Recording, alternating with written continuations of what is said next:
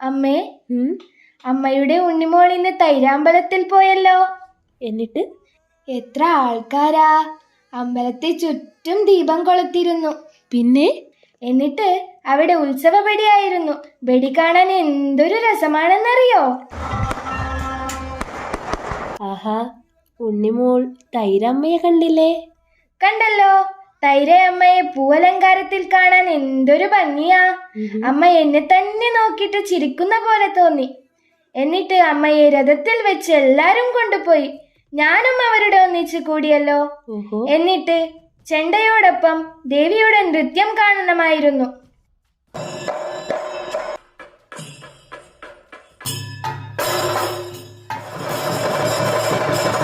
ദേവിയുടെ നൃത്യം കഴിഞ്ഞപ്പോൾ പിന്നെ അമ്മയുടെ മുമ്പിൽ അഷ്ടാവധാന സേവയും അങ്ങനെ ഉത്സവ ബടിയും കഴിഞ്ഞല്ലോ അമ്മേ.